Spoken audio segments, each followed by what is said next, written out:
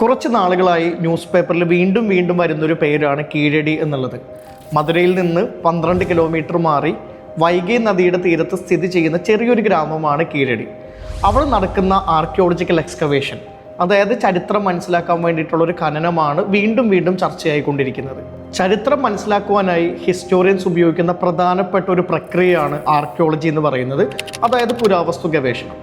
ഈ പുരാവസ്തു ഗവേഷണത്തിൻ്റെ ഭാഗമായിട്ട് എക്സ്കവേഷൻസ് അഥവാ ഖനനം ചെയ്യാറുണ്ട്.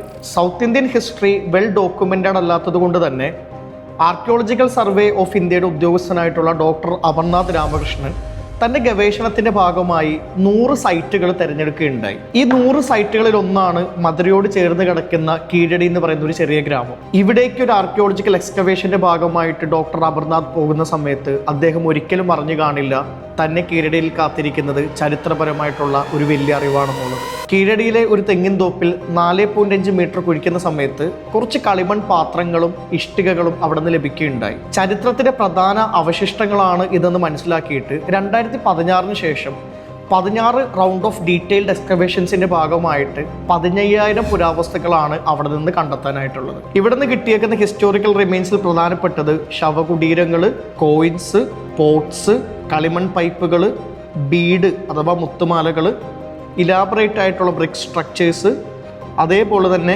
വാട്ടർ സിസ്റ്റംസ് അഥവാ കിണറുകളും മറ്റുമാണ്.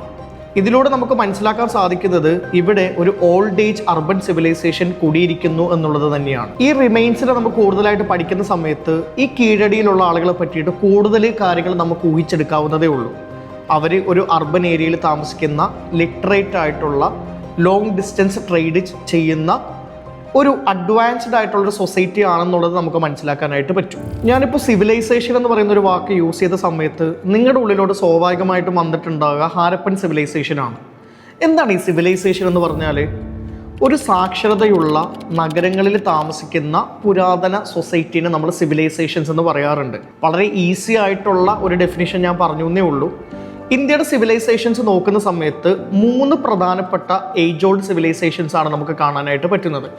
ഒന്നാമതായിട്ട് ഇന്ത്യയുടെ ഏറ്റവും ആദ്യത്തെ സിവിലൈസേഷൻ ആയിട്ടുള്ള ഹാരപ്പൻ സിവിലൈസേഷൻ 2600 BC സമയത്ത് ഇൻഡസ് റിവറിൻ്റെ ചുറ്റുമായിട്ട് ഫോം ചെയ്തേക്കുന്ന ഹാരപ്പൻ സിവിലൈസേഷനെ പറ്റി നമുക്ക് എല്ലാവർക്കും അറിയാം.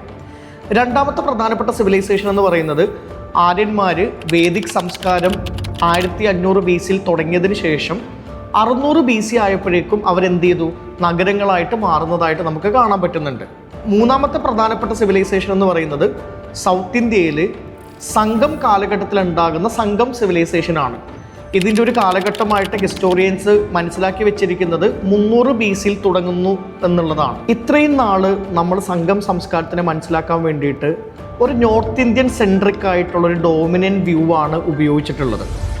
നോർത്ത് ഇന്ത്യയിൽ സംഘം കൾച്ചറിന് മുന്നേ തന്നെ ഒരു സംസ്കാരം വന്നതുകൊണ്ട് തന്നെ സംഘം കൾച്ചറിൻ്റെ ഒരു ഉറവിടം, ഒരു ഉത്ഭവം നോർത്ത് ഇന്ത്യയിൽ നിന്ന് വന്നതാണ് എന്നുള്ള രൂപത്തിലാണ് നമ്മൾ മനസ്സിലാക്കുന്നത്. 600 BC-ലുണ്ടായ മഹാജനപദാസാണ് 300 BC-ലുള്ള സംഘം നഗരങ്ങളായിട്ട് മാറുന്നത്.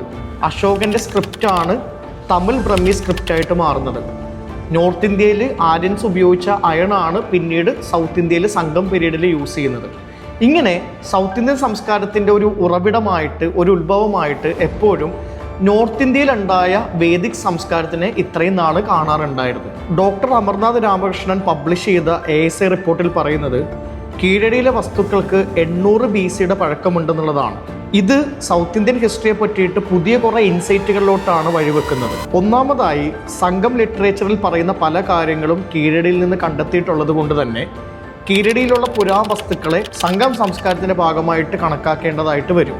അങ്ങനെയെങ്കിൽ സംഘം സംസ്കാരത്തിൻ്റെ ഏജ് 300 BC-ൽ നിന്ന് മാറ്റി 800 BC-യിലോട്ട് മാറ്റേണ്ടതായിട്ട് വരും. സംഘം സംസ്കാരത്തിനെ 800 BC-യിലോട്ട് മാറ്റി എഴുതുന്ന സമയത്ത് നോർത്ത് ഇന്ത്യയിലുള്ള വേദിക് സിവിലൈസേഷനേക്കാളും പഴക്കം ചെന്നതായിട്ട് അത് മാറുകയും നോർത്ത് ഇന്ത്യയിലുള്ള വേദിക് സിവിലൈസേഷനും സൗത്ത് ഇന്ത്യയിലുള്ള സംഘം സംസ്കാരവും കംപ്ലീറ്റ്ലി വ്യത്യസ്തമായും ഇൻഡിപെൻഡൻ്റ് ആയും ഡിഫറൻ്റ് ആയിട്ട് ഉടലെടുത്ത 2 സംസ്കാരങ്ങളായിട്ട് നമുക്ക് മനസ്സിലാക്കേണ്ടി വരും.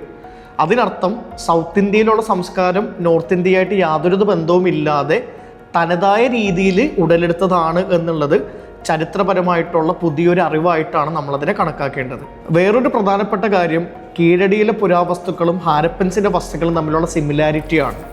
ഒരുപക്ഷെ ഹാരപ്പൻ കൾച്ചറിൻ്റെ പിന്മുറക്കാരായിട്ടുള്ള ആളുകൾ കീഴടിയിലോട്ട് മൈഗ്രേറ്റ് ചെയ്യുകയും ആ ആളുകൾ ഉപേക്ഷിച്ച വസ്തുക്കളായിരിക്കാം നമുക്കിപ്പോൾ കീഴടിയിൽ നിന്ന് ഖനനം ചെയ്ത് കിട്ടിയിട്ടുണ്ടാകുക.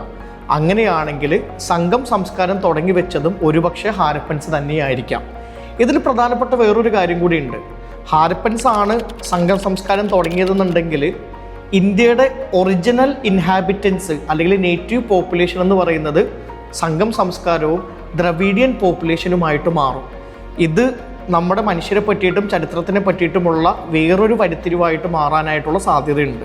ദ്രാവിഡ സംസ്കാരത്തിന് വേറിട്ടൊരു നിലനിൽപ്പുണ്ട്, എക്സിസ്റ്റൻസ് ഉണ്ട് എന്ന് പെരിയാർ EV രാമസ്വാമി നായ്ക്കർ പറയുന്നിടത്ത് നിന്നാണ് ദ്രവീഡിയൻ പൊളിറ്റിക്സ് തുടങ്ങുന്നത്. കീഴടിയിൽ നിന്ന് ഇപ്പോൾ പുറത്തു വരുന്ന കൺക്ലൂഷൻസ് വേരുറപ്പിക്കുന്നത് ഈ ദ്രവീഡിയൻ പൊളിറ്റിക്സിനെയും അതുപോലെ തന്നെ തമിഴ് പ്രാദേശികവാദത്തിനെയും തന്നെയാണ്. ഈ പൊളിറ്റിക്കൽ ഇഷ്യൂസായിട്ട് ബന്ധപ്പെടുത്തി തന്നെയാകണം ഡോക്ടർ അമർനാഥ് രാമകൃഷ്ണൻ ട്രാൻസ്ഫർ ചെയ്യപ്പെടുന്നതും അദ്ദേഹത്തിൻ്റെ കീഴടിയിലുള്ള കണ്ടെത്തലുകളെ റിവ്യൂ ചെയ്യാനായിട്ട് ASI ആവശ്യപ്പെടുന്നതും കീഴടിയിലുള്ള എക്സ്കവേഷൻസ് കുറെ കൂടി സ്ലോ ആയിട്ട് മുന്നോട്ട് പോകുന്നതും തമിഴ്നാട് ഗവൺമെൻറ്റും സെൻട്രൽ ഗവൺമെൻറ്റും തമ്മിൽ ഇതായിട്ട് ബന്ധപ്പെട്ട തർക്കങ്ങളും നമ്മുടെ മുന്നിൽ തന്നെയുണ്ട്. History should be politically neutral.